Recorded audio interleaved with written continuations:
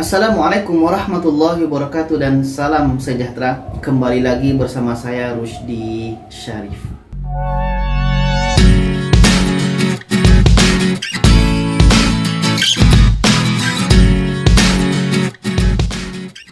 Baiklah penonton, apa kabar?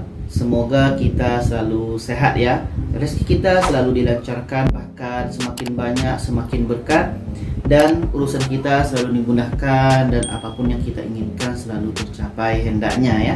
Amin amin ya Allah ya Rabbal Alamin. Jadi ini penonton, teman-teman semua, berkenaan dengan apa yang saya suka di Malaysia ini ya.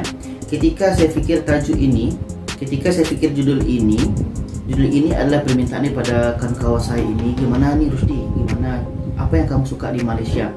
Ketika mereka bicara ini nampaknya bagus juga jadi judul video.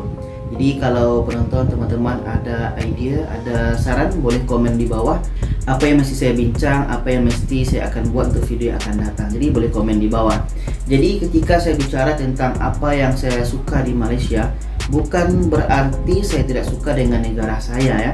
Saya berasal dari Indonesia, dan di Malaysia ini saya sudah menetap selama lebih kurang 8 tahun lah.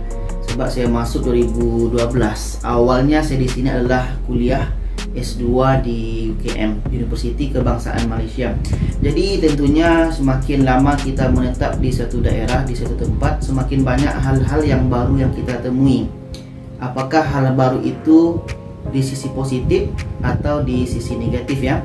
Jadi pada kali ini saya akan ceritalah apa yang saya suka daripada Malaysia ini.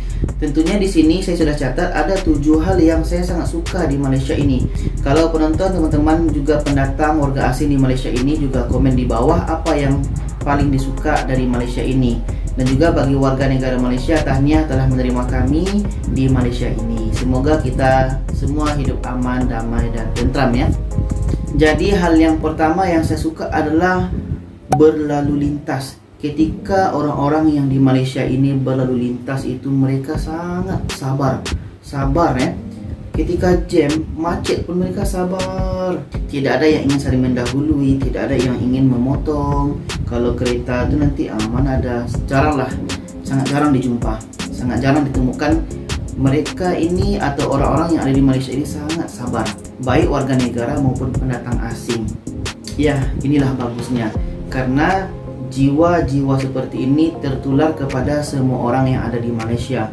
Walaupun mungkin di tempat asal mungkin mereka tidak sabaran ya, tapi ketika sampai di sini semua akan jadi sabar. Ketika macet semua sabar. Yang menarik lagi, tidak pernah terdengar bunyi klakson atau horn. Titit. Itu jaranglah ditemukan ya, jarang terdengarlah di Malaysia ini bunyi horn ini. Itulah menarik, hal yang sangat menarik daripada Malaysia ini. Yang kedua adalah itu bersih. Malaysia ini kemanapun kita pergi, baik di kota-kota, di bandar-bandar, sampai ke pedesaan itu, sampai di kampung-kampung desa di Malaysia ini, itu bersih. Hampir di setiap rumah itu, depan rumah itu ada tong sampah. Kalau di taman-taman itu nanti ada disediakan tong sampah besar, supaya nanti orang yang tinggal di situ bisa dibuang sampahnya di tempat yang besar tadi. Bersih lah.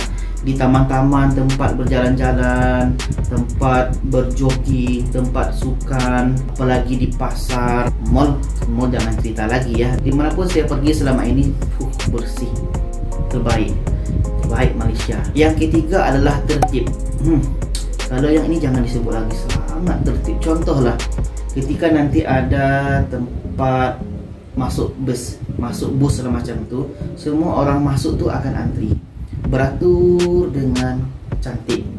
Atau dalam mengambil makanan mereka beratur panjang. Atau semua pun yang di sini, dimanapun ada tempat beratur tu, tempat antri, semuanya jadi tertib. Cantik. Tidak ada yang terburu-buru, tidak ada yang tergesa-gesa di Malaysia ini. Semua tertib, semua ikut antrian. Apalagi nanti mereka yang sedang belanja, menunggu di kasir itu, mereka akan antri panjang. Dimanapun kita jumpai di Malaysia ini, pasti akan kita temukan tertib yang semacam ini, yaitunya seperti antrian yang panjang.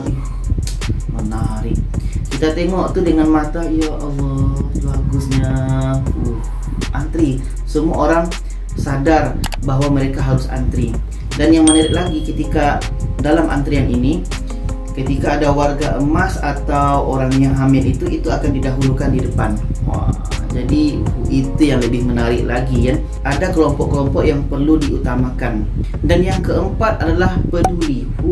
Kalau peduli ini ketika contohlah kita dalam kendaraan umum, ya, contoh di kereta api, MRT, monorail, LRT dan lain-lain, itu kalau ada penumpang yang warga emas macam antrian tadi, ada warga emas atau ada orang yang hamil atau ada orang yang memerlukan itu tengah sakit, itu yang diutamakan duduk itu adalah orang-orang tadi.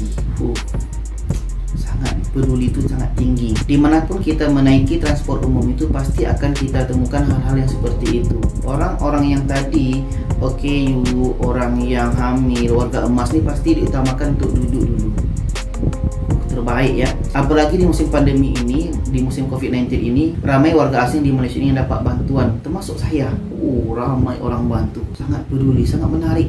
Saya pun kadang terharu dengan kebaikan-kebaikan orang di Malaysia ini. Terbaik. Seterusnya yang nomor 5 adalah tempat wisata tuh dekat.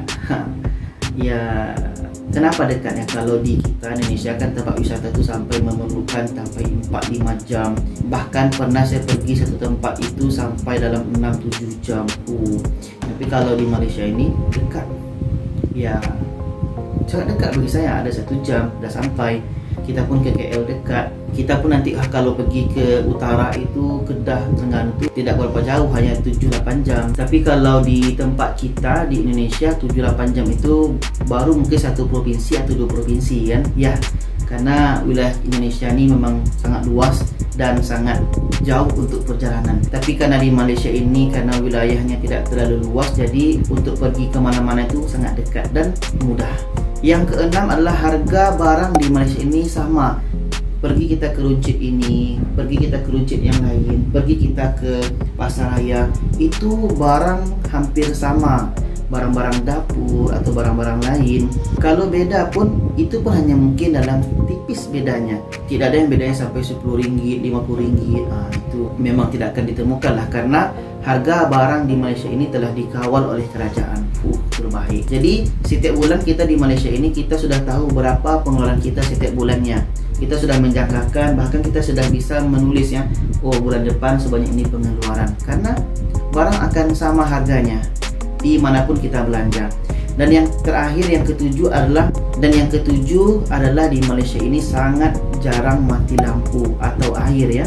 Kalaupun nanti lampu ini mati, itu nanti akan diberitahu oleh kerajaan, di wilayah Kajang ini, di wilayah Bangi ini, di wilayah ini akan mati lampu atau bekalan air tidak ada pada jam ini ke jam ini, hari ini. Akan diberitahu macam tu. Menarik, kan?